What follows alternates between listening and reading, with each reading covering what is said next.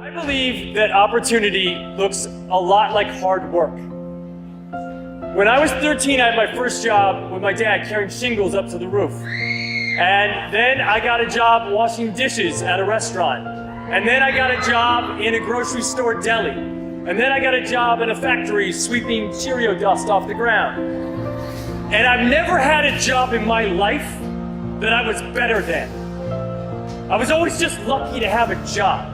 And every job I had was a stepping stone to my next job. And I never quit my job until I had my next job. And so opportunities look a lot like work.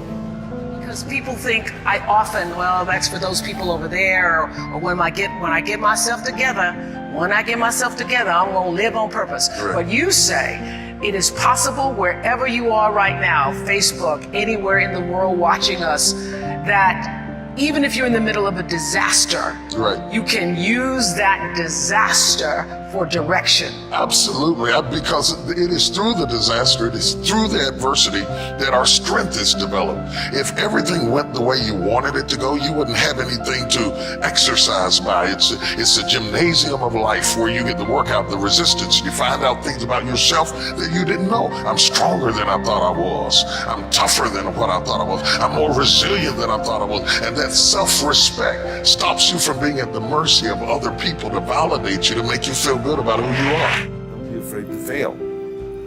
Because if you're afraid to fail, then you're always holding yourself back because you're afraid that if you go all out, you may fail.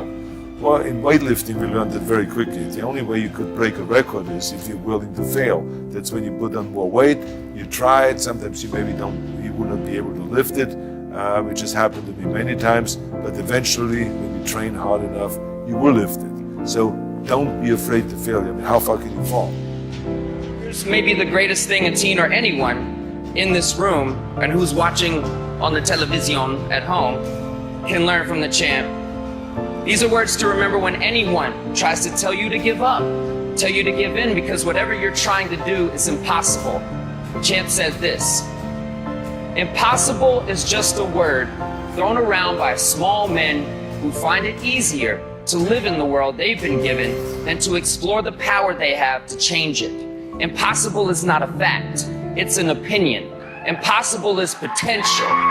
Impossible is temporary. Impossible is nothing. Greatest quote ever. So, as a relatively new dad and a former teen, I'm here to say you will make mistakes along the way. You will fall down. I have, many times. Even Ali did. But what we do after that fall is how we make history. Because impossible is nothing.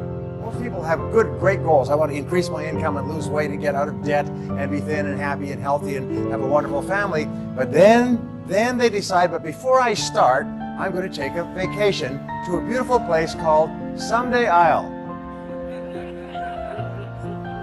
And in my estimation, 80% of the population lives on Someday Isle. Someday I'll lose some weight, and someday I'll read that book and listen to that program and join the Yes Network, and someday I'll get out of debt, someday I'll increase my income. It's always Someday Isle. If you want to be a great success, there's one simple rule: is vote yourself off the island for life.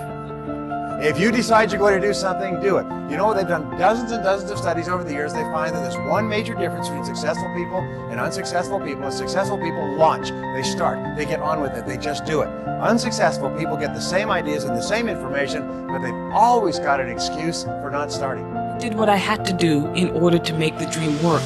I made the commitment, knowing that it always wasn't going to be a smooth ride. But I felt like my only two choices was to either make it or not. And the not wasn't an option. So I paid whatever money I needed to pay for the public transportation to get to acting school when I was 15. And I did whatever I had to do to get my undergraduate degree in theater. I did the work. And I knew that there was no skimping on the work. My head chef, Robert Reed, said to me, "So where do we go from here?" Okay. And I said to him, "When I was a young boy, Mr. Reed used to tell me about a restaurant in Paris called La Salle.